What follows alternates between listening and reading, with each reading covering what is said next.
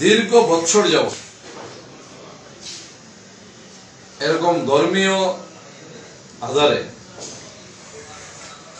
সম্পূর্ণ অনৈতিকভাবে সাধারণ মানুষের পকেটের অর্থ নিয়ে এরকম শিক্ষা প্রতিষ্ঠানগুলো চলছিল আসামে। আর ভবিষ্যতে যাতে অন্ততপক্ষে সাধারণ নাগরিকের টাকা দিয়ে এরকম শিক্ষা প্রতিষ্ঠানগুলো না চলে, তার জন্য আসাম সরকার এই বিল উত্থাপন করেছেন। বিল পাস হবে, কিন্তু কংগ্রেস এই বিলের বিরোধিতা করছে। গতকালকে দেখলাম এই উত্তর করিমগঞ্জ বিধানসভা সমষ্টির মাননীয় বিধায়ক মহোদয় এই বিলের বিপরীতে এমনভাবে বক্তব্য রাখছেন, এবং বক্তব্য রাখতে রাখতে উনি এটাও বললেন যে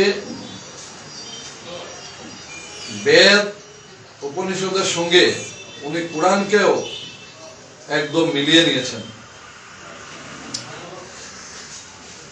কমলাক্ষবাবু হয়তো ভুলে গেছেন উনি যে বিধানসভা সমষ্টি থেকে প্রতিনিধিত্ব করছেন, এই বিধানসভা সমষ্টির প্রায় 50% মানুষ হিন্দু ধর্মাবলম্বী আছেন। হয়তো ওনার হিন্দু ভোটের প্রয়োজন ফুরিয়ে গেছে, উনি হয়তো নিশ্চিত হয়ে গেছেন যে 2021-এর বিধানসভা নির্বাচনে উনি ইসলাম ধর্মাবলম্বীদের ভোটে নির্বাচিত হবেন। ভবিষ্যৎ ওনার জন্য অপেক্ষা করছে, সেটা উনি করতে পারেন। কিন্তু দুর্ভাগ্য, কমলাক্ষবাবুর তড়িতে পা দিয়ে বর্তমানে জেলা কংগ্রেস যে বক্তব্যগুলো রাখছেন, আর শুনতে পেলাম যে AMSU, all Assam minority students association, ওই আমসু যদিও সংখ্যালঘু ছাত্র সংগঠন ওরা বলে থাকে, কিন্তু মূলত ওরা পরিষ্কারভাবে বলতে কোনো দ্বিধা নেই যে ইসলাম ধর্মাবলম্বী ছাত্রছাত্রী যারা আছেন তাদের দ্বারা এই ছাত্র সংগঠনটি পরিচালিত হয়।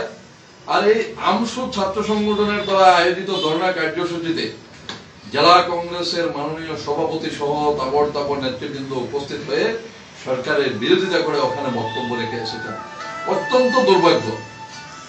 সম্পূর্ণ দেশে যেভাবে কংগ্রেস বিলুপ্ত হচ্ছে, 1 শতকের অধিক সময় এই কংগ্রেস এই দেশে সংগঠন পরিচালিত করেছে।